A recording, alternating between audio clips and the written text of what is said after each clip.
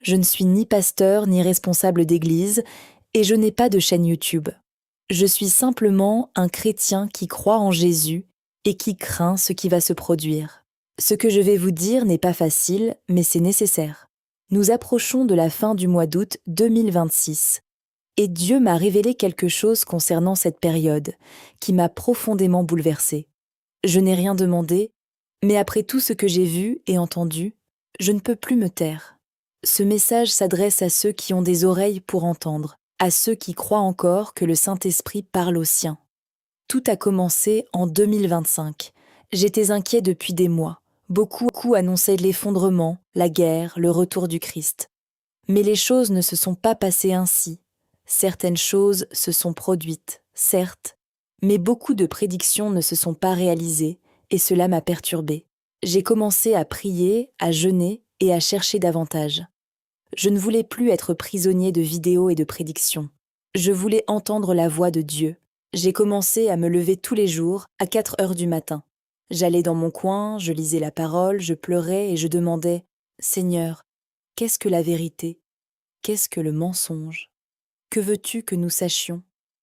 Pendant plusieurs semaines, Dieu garda le silence. J'ai prié, j'ai crié, mais aucune réponse ne vint. Alors j'ai persévéré, car je savais qu'il m'écoutait.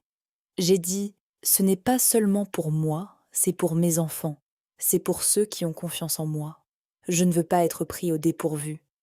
Seigneur, montre-moi ce qui va arriver. Et c'est ainsi qu'un matin, tout a basculé.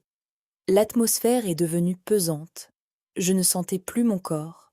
Et une seule chose apparut devant mes yeux, le nombre 2026. Je ne peux pas l'expliquer. Ce n'était pas un rêve. Ce n'était pas mon imagination. C'était réel. Le nombre était juste devant moi, comme s'il avait été écrit dans l'air. Juste après avoir vu ça, j'ai commencé à avoir des visions l'une après l'autre. La terre se fissurait, les rues fondaient, le ciel changeait de couleur. Des enfants couraient, des familles hurlaient, des maisons s'effondraient. La chaleur était insupportable, et tout semblait hors de contrôle. J'ai vu des gens fuir, mais je ne savais pas de quoi. J'ai vu la faim, j'ai vu la sécheresse, j'ai vu des gens mourir de faim, j'ai vu la guerre, j'ai vu des pays s'attaquer entre eux, j'ai vu des bombes, j'ai vu de la fumée, j'ai vu la peur. Tout se déroulait à un rythme accéléré, comme si le monde était entré dans l'ère du jugement dernier. Et au milieu de tout cela, j'ai entendu une voix claire, ferme, sans cri. Seuls ceux qui obéiront à mes instructions seront protégés. À mon réveil, mon oreiller était trempé, mes vêtements étaient collés à ma peau. Je tremblais. J'ai serré ma Bible contre moi, comme si c'était mon seul refuge. La présence de Dieu était palpable, et je savais que je devais partager cela. Car cette révélation n'était pas seulement pour moi, elle était pour tous ceux qui veulent l'entendre. Dieu a été clair. Il permettra beaucoup de choses. Mais il a aussi indiqué le chemin de la protection. Quiconque l'ignore souffrira. Quiconque obéit sera protégé. Il n'y a pas de juste milieu. Je ne vaux pas mieux que quiconque. Je suis juste une personne parmi d'autres. Mais si Dieu m'a confié cette mission, c'est parce qu'il veut aussi vous atteindre. N'attendez pas pour vous préparer. Commencez dès maintenant. Repentez-vous dès maintenant. Recherchez le Saint-Esprit dès maintenant. Car nous approchons du tournant de la fin août 2026 et cette période ne sera pas comme les autres. Ce sera le moment où beaucoup de choses changeront et seuls ceux qui demeureront fermes en Dieu persévéreront. Si vous êtes arrivé jusqu'ici et que vous avez ressenti le poids de cette révélation, je voudrais vous poser une question. Écrivez le mot « obéir » dans les commentaires. Cela montrera que vous comprenez ce que Dieu nous demande en ce moment. Cela montrera que vous ne voulez pas être quelqu'un qui écoute et oublie, mais quelqu'un qui est prêt à agir. Et si ce message vous a vraiment touché, partagez-le avec un membre de votre famille ou de votre groupe de prière. Envoyez ce message à cet ami tiède dans sa foi, à cette personne que vous aimez et qui n'est peut-être pas prête pour ce qui va arriver. Ce message peut éveiller des vies, il peut sauver des âmes, et ce n'est pas grâce à moi, c'est grâce à Jésus. Amen. Après ce réveil aux aurores, impossible de dormir. Assis au bord du lit, La Bible sur les genoux, l'esprit tourmenté, j'avais l'impression que Dieu m'avait donné un avant-goût de ce qui allait arriver, une image qui me hantait. La chaleur que je voyais était anormale. Les rues s'ouvraient et Jérusalem s'ouvrait, les arbres semblaient brûler de l'intérieur, les maisons tremblaient, les gens se cachaient, désespérés. Je voyais le monde entier souffrir, mais le pire, c'était la panique dans les yeux des gens, une peur que je n'avais jamais vue, une terreur qui paralysait même ceux qui voulaient me fuir. J'ai vu des mères pleurer, leurs enfants dans les bras, sans savoir où aller, des gens courant dans les rues, se retournant comme si quelque chose les poursuivait. Mais je ne voyais pas ce que c'était. Je ressentais seulement la menace. L'atmosphère était tendue, comme si l'enfer s'était déchaîné sur terre. Et au milieu de tout cela, j'ai demandé en mon fort intérieur « Seigneur, qu'est-ce que c'est ?» Aucune réponse ne vint, seulement des images et une douleur si vive dans ma poitrine, comme si Dieu montrait ce qu'il avait lui-même tenté d'empêcher, mais que l'humanité avait refusé d'écouter. Le paysage changea. Je vis des gens mourir de faim, des enfants faibles gisant à terre, ventre vide, des côtes saillantes, le regard éteint. Certains tremblaient, d'autres étaient inertes. Je vis des gens à genoux pleurant, implorant une aide qui ne vint pas. Je vis des animaux morts, l'eau asséchée, les marchés déserts. Et c'était comme si la terre avait cessé de produire. Tout était rare, tout était cher, tout était perdu. Et le plus dur était de réaliser que la plupart m'étaient pas préparés, ni spirituellement ni physiquement. Seulement la douleur, seulement le désespoir, seulement les fruits de la négligence. Puis vint la guerre. Des explosions, des soldats, des quartiers entiers en flammes. J'ai vu des chars, des avions, des villes englouties par le feu. J'ai vu des gens tout abandonnés, courir sans but, c'était chacun pour soi. Des familles séparées, des gens qui tentaient de fuir par-delà les frontières, des petits pays rayés de la carte. Tout s'est passé très vite, très violemment, très concrètement. Je savais que j'assistais au résultat d'un monde qui avait tourné le dos à Dieu. Ce n'était pas une punition, c'était une conséquence. Puis, un phénomène étrange se produisit. Le ciel s'assombrit, il devint rouge. Un épais brouillard recouvrit tout, et cette obscurité ne se dissipa pas. Elle persista comme si toute la période était enveloppée par ce brouillard. Personne ne voyait le soleil. Les gens avaient de plus froid, ils étaient plus désorientés. C'était comme si le monde suffoquait de l'intérieur. Et dans cette atmosphère, j'entendis la même voix, mais cette fois plus directe. Celui qui a mon esprit dans sa maison sera épargné. Quand j'ai entendu ça, je suis restée figée. J'ai compris. Ce n'était pas une question de religion, c'était une question de présence, la présence du Saint-Esprit. Je tiens à répéter ce que j'ai entendu, car cela doit être clair. Celui qui a mon esprit dans sa maison sera épargné. Ce n'est pas une belle phrase, ce n'est pas une émotion, c'est un enseignement. Si vous l'avez compris, vous avez déjà entamé votre éveil. Car ce qui soutiendra votre vie, votre foyer et votre âme ne sont ni les doctrines, ni les traditions, ni les théories. C'est l'Esprit de Dieu qui demeure en vous et dans votre foyer. Sans cela, nul ne peut persévérer. Depuis ce jour, j'ai tout changé chez moi. Je ne suis pas devenue fanatique, mais j'ai pris conscience de ma foi. J'ai commencé à prier en famille tous les jours. J'ai demandé pardon pour ce qui le nécessitait.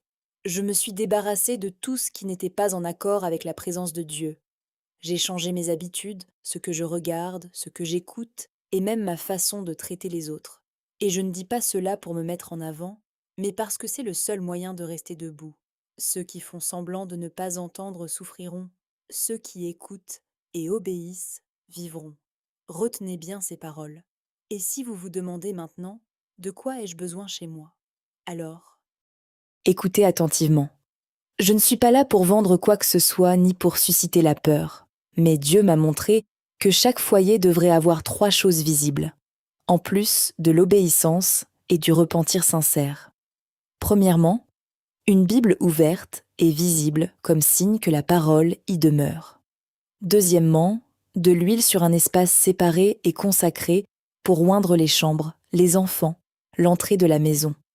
Et troisièmement, un espace dédié à la prière, un lieu où le Saint-Esprit sait que vous serez présent chaque jour.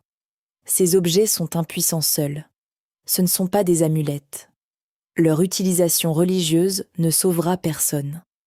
Mais utilisés avec foi, en alliance avec le Saint-Esprit, ils deviennent des signes visibles témoignant d'une présence spirituelle dans cette maison. Et cela compte. Vous n'avez pas besoin d'attendre l'autorisation du pasteur. Vous êtes le prêtre de votre foyer. Oignez la porte de votre maison. Priez en famille. Éliminez ce qui attriste le Saint-Esprit. Vous ne pouvez plus feindre la foi. Il vous faut être authentique. Il vous faut être constant. Et si vous pensez que j'exagère, dites-moi. Croyez-vous vraiment que l'avenir se résumera à une prière à moitié faite le dimanche? À réciter des versets appris par cœur en ayant une vie intérieure vide? Non. Ce ne sera pas le cas. Dieu me l'a montré. Seuls ceux qui sont remplis du Saint-Esprit pourront endurer ce que cette période apportera. Alors oui, ayez une Bible ouverte, de l'huile d'onction, un endroit dédié à la prière, mais surtout, ayez une vie de repentir sincère, une recherche constante, la sainteté même en l'absence de témoins. Car ce qui vient ne tiendra pas compte des titres, mais des marques. Et la marque, c'est le Saint-Esprit dans la maison, dans la pièce, dans le cœur. Voilà ce que Dieu m'a fait comprendre, et c'est ce que je vous exhorte à vivre. Après ce matin-là, ma maison s'est transformée. Je ne dis pas cela pour paraître mystique, mais parce que je l'ai vécu personnellement. L'atmosphère a changé. Même ma femme, qui pensait que c'était mon imagination, a commencé à ressentir la présence de Dieu. Quelques jours plus tard, elle m'a dit « Elias, il y a quelque chose de différent ici. » Et je savais que c'était le Saint-Esprit qui nous visitait, car il avait enfin trouvé un lieu pur où demeurer. Il ne demeure pas dans la souillure. Il ne reste pas là où règne l'idolâtrie, le mensonge ou la malhonnêteté. Il est saint et là où il règne, règne la paix. J'ai commencé à apprendre à mes enfants à prier avec moi, même 5 minutes seulement. J'ai déplacé la télévision du centre de la pièce et j'y ai placé la Bible.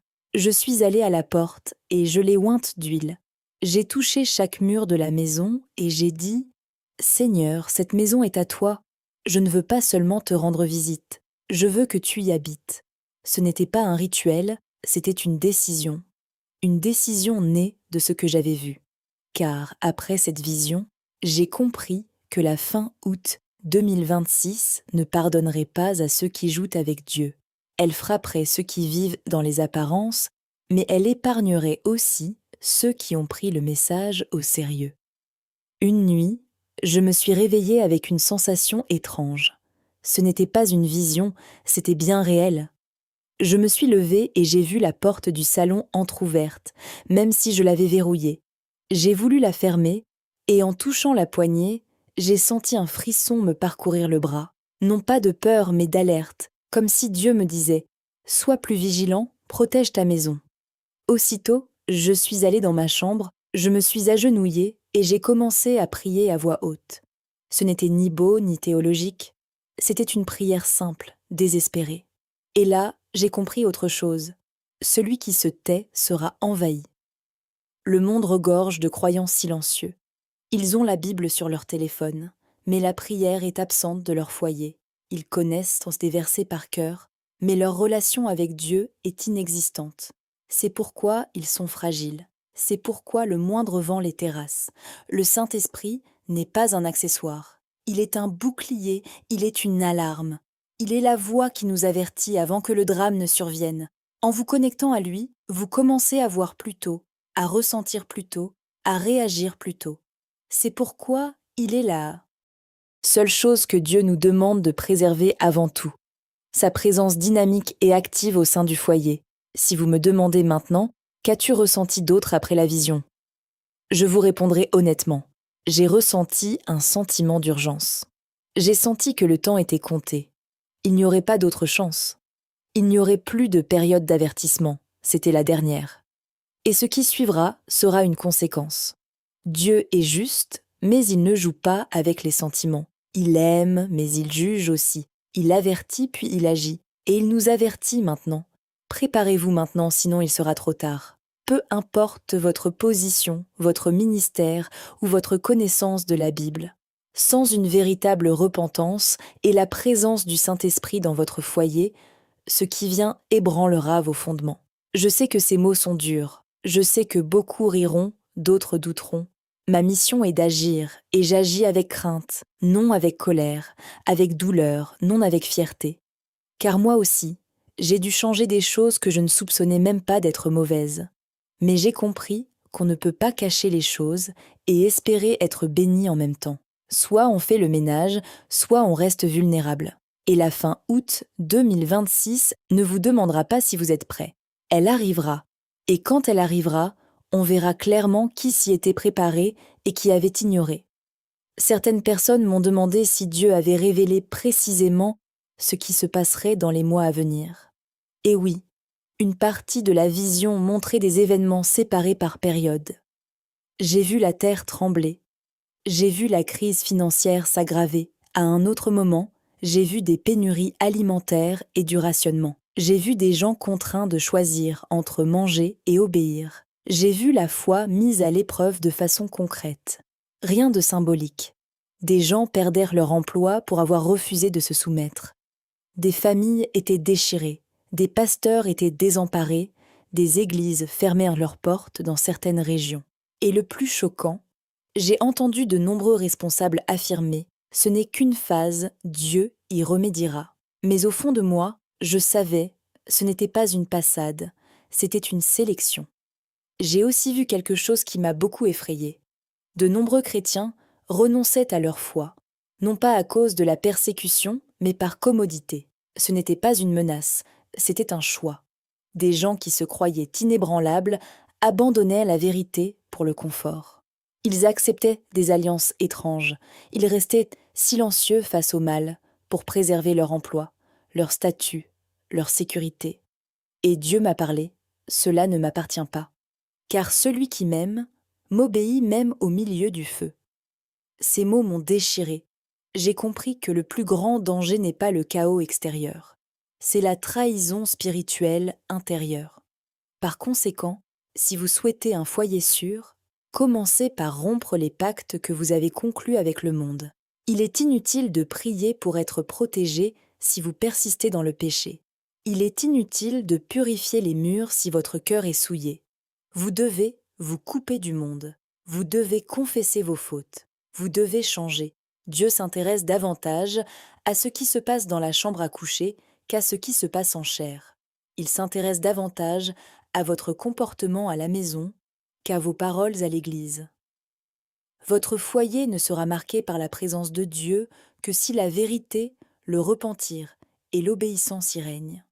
Et si vous sentez que votre démarche manque encore de structure, commencez simplement.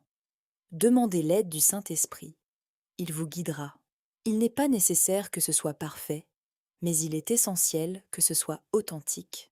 Vous n'avez pas besoin de tout savoir, mais vous devez chercher. Il vous montrera ce qu'il faut enlever, ce qu'il faut briser, ce qu'il faut restaurer. Il vous alertera sur les amitiés à rompre, les habitudes à abandonner, les décisions à reconsidérer. Le Saint-Esprit n'est pas muet. Il parle, mais il ne parle qu'à ceux qui choisissent d'écouter. Et quiconque écoutera maintenant sera guidé lorsque le monde plongera dans les ténèbres.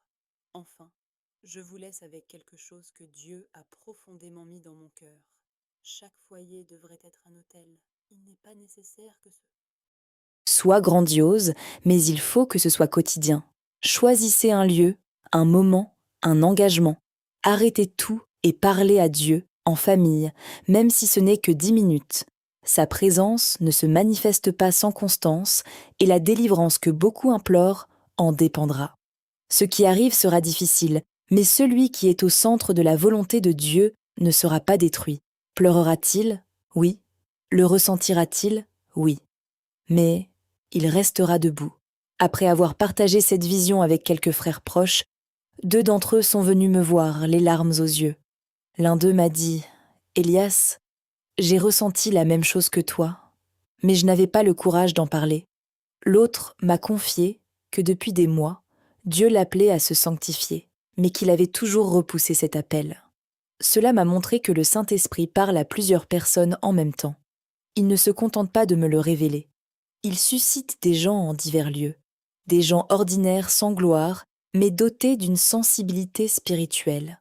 Cela m'a également confirmé que nous ne sommes pas seuls.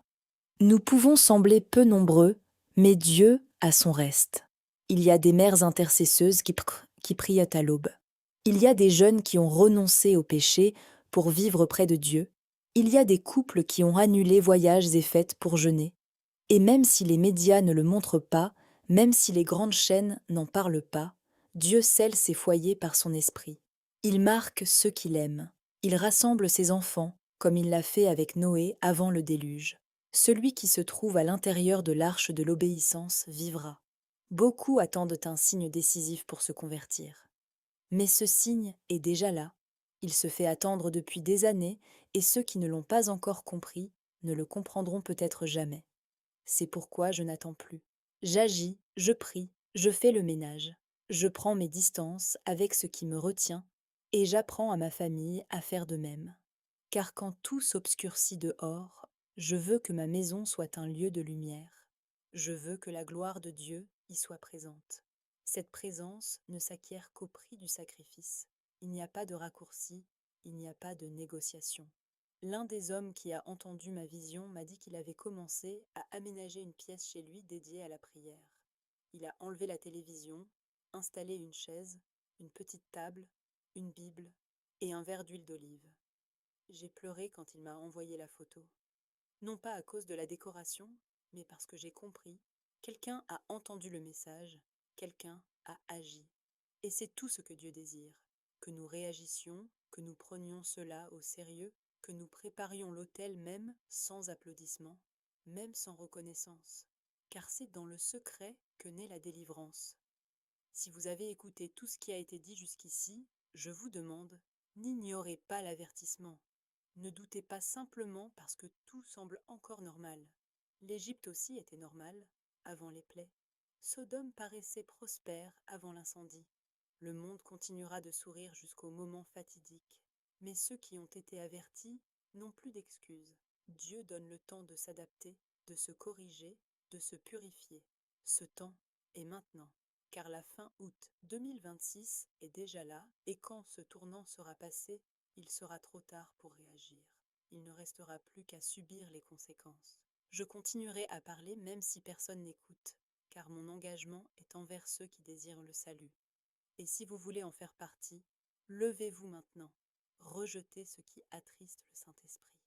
Rompez les alliances néfastes, demandez pardon, oignez votre maison et dites à haute voix, « Quant à moi et à ma maison, nous servirons l'Éternel. » Ce n'est pas qu'une simple formule accrocheuse, c'est un sceau d'alliance, et c'est ce sceau qui vous protégera au jour du jugement.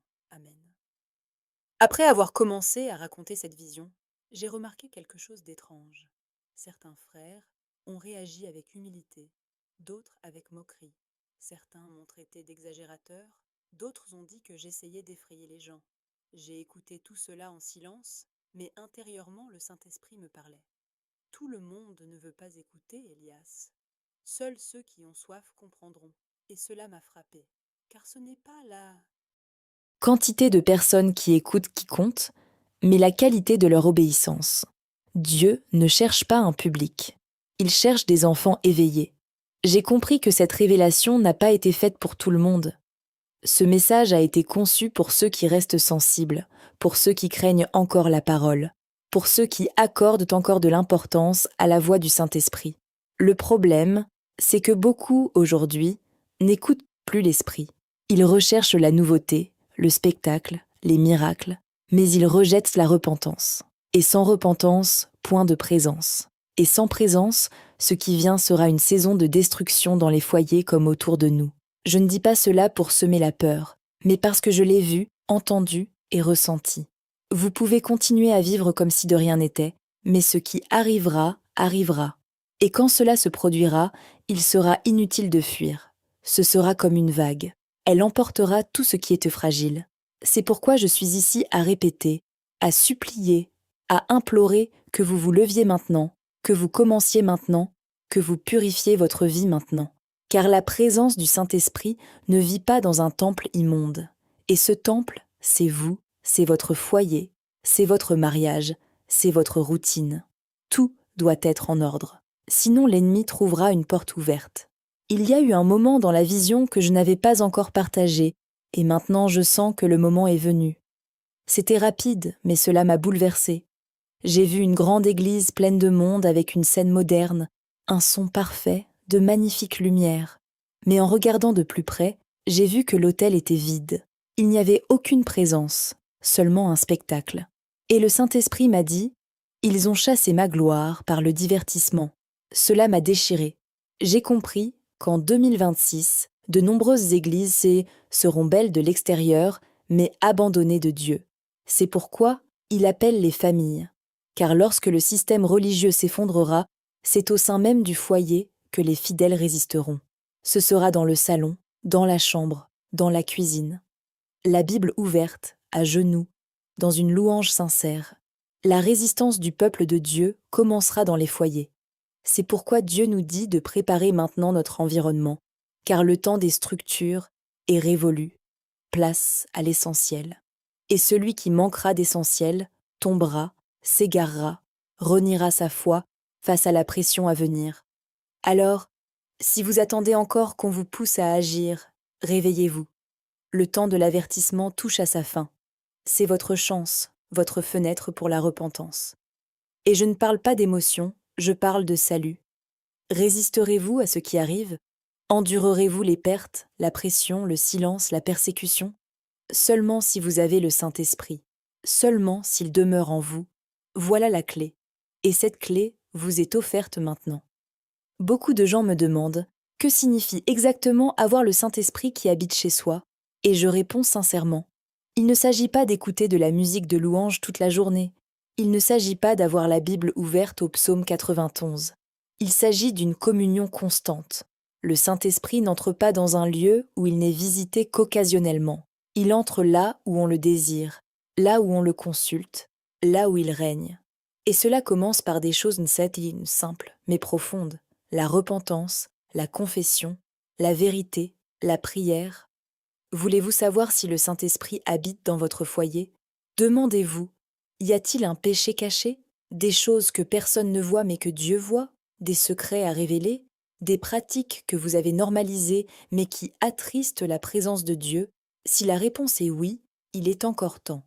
Mais le temps presse, car Dieu ne tolère pas la souillure. Et si vous voulez que votre foyer soit marqué par sa protection, purifiez-le aujourd'hui, pas demain, aujourd'hui. Commencez par la porte, par votre esprit, par votre cœur. Car Dieu ne protège que ce qui lui est abandonné. Dans la vision, Dieu ne m'a pas donné une liste d'objets, mais il m'a montré un lieu. Et ce lieu était pur, simple, silencieux, mais plein de gloire. C'était un endroit où régnait une louange sincère, où les enfants priaient avec leurs parents, où la parole était lue comme une nourriture spirituelle et non comme une tradition, où il n'y avait ni cris, ni jurons, ni pornographie, ni commérage, ni mensonge, ni violence.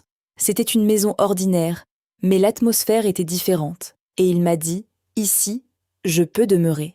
Cela m'a appris qu'il ne s'agit pas de tout posséder. Il s'agit de se débarrasser de ce qui est inutile. Je sais que vous avez peut-être honte de ce qui se trouve encore chez vous. Peut-être craignez-vous d'être rejeté. Mais écoutez, le Saint-Esprit ne vient pas pour vous condamner. Il vient pour vous libérer. Il veut demeurer en vous. Il veut protéger votre foyer. Il veut marquer votre porte comme il a marqué les portes des Hébreux en Égypte. Mais il ne la marquera que s'il y a soumission et obéissance. Sans cela, le fléau entre. Sans cela, l'ennemi a accès à vous.